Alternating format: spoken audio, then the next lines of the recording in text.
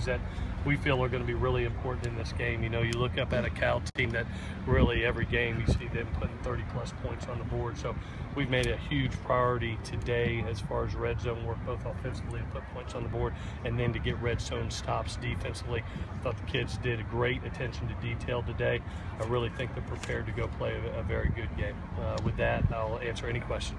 It looks like the first couple of weeks, I mean, you had, you know, Notre Dame and Utah, but there seems to be more attention to Cal almost than there was, you know, the first 2 weeks. It wasn't so much on the other team. This week, there's a lot of attention to Cal. Yeah, there is, you know, for us, we're treating every game, like I said, like a championship game. You know, we're basically in the playoffs, and, you know, to go and win a Pac-12 South championship, you better take that mindset.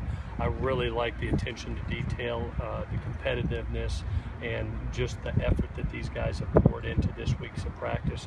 As a coach, you really appreciate it, and you hope it pays off for you on Saturday. But these guys have prepared extremely well this week. What is the status of Darius, Steven, Trey, and the tight ends? Oh goodness, that's a lot of them. So let's start off with tight ends. I think Taylor will play in this game.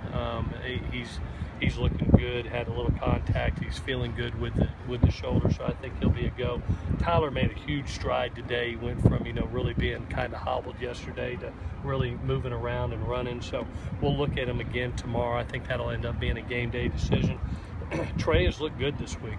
Trey's looked good, and the knee's getting a little bit healthier, so I think he can contribute in this game to what maybe not to his normal progression, but we'll see. You know, we still got 2 more days. Who are the other ones? Steven and Darius. Steven and Darius. Darius looked good. He had a full practice yesterday. You know, we didn't go full speed with him today. Really trying to heal that thing. I think he's a little bit closer than Steven. Steven's getting close, but, you know, he told me he was about 85% today. We'll see, you know, where that is 2 days from now. It looks like maybe Connor Spears would step in. You know, Tyler didn't play. Where is he at? Yeah, what we've done, you know, he's been playing in games for us. He's been, you know, anywhere from a 10 to 15 play rep guy in some games. You know, his role may have to increase. You know, as one falls off, it's next man up. And we've even brought over Cyrus Hobby, who's a former offensive lineman, as we know, you know, to come help in maybe some run game situations and max protections too. So, you know, we've got 4 tight ends that we're carrying this week.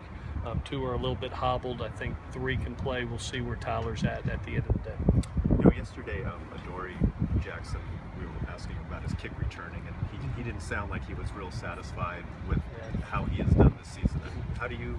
I absolutely. There's something special about 2 and 9, you know, because they're so self-driven, and I remember that from the other greats that have been here. You know, the guys the really special ones never think that they've done a great job. They always want to get better and better. There's never a perfection for them. They never can achieve perfection. And that's the way 2 and 9 have been their whole time here. And I remember that being Nelson. I remember that, you know, I remember that being the Nickel Robies of the world. And just those great ones, they just have an inner something to them that they want to achieve even more and more and more. Obviously, he's helping our football team tremendously this year. I just really appreciate the fact that he wants to be even better, that he's not satisfied. I think that's a mark of a great player. In terms of kick returns, though, do you guys have some issues in terms of being able to spring him, or do you think it's just been No, I mean, sometimes it's been assignment, sometimes it's been technique. You know, obviously we're trying to shore up everything. You know, we've had one where he's had a great return. We had one called back because of penalty. I think we're just about ready to pop. I hope it's in this game. I really do. I know we put a lot of effort in technique and fundamentals from the special team standpoint this week, and like I told the guys, I just think they're really, really close to popping one, and hopefully this week with a great returner in Adoree, because he is a great returner. There have been a couple missed field goals lately. Is Alex Wood still going to be the field goal kicker? Yeah, he's a field goal kicker this week. We have a lot of belief in Woody. You know, a little slump with, you know, the missed field goal at Notre Dame prior to half and the one right prior to in the Utah game. But we have a lot of faith in Woody. We know that he's going to put those through. He's working excessively hard, especially from the right hash for a right-footed kicker. And so I know he's going to have a great game, do a great job this week.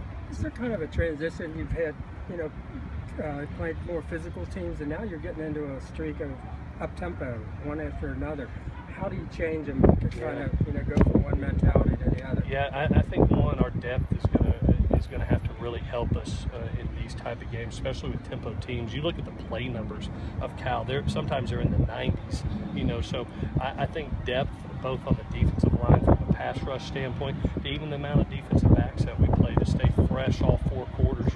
I remember this game last year, as we all do. I think it was 31-7. Then all of a sudden you look up and it's 38-30, and they're onside kicking.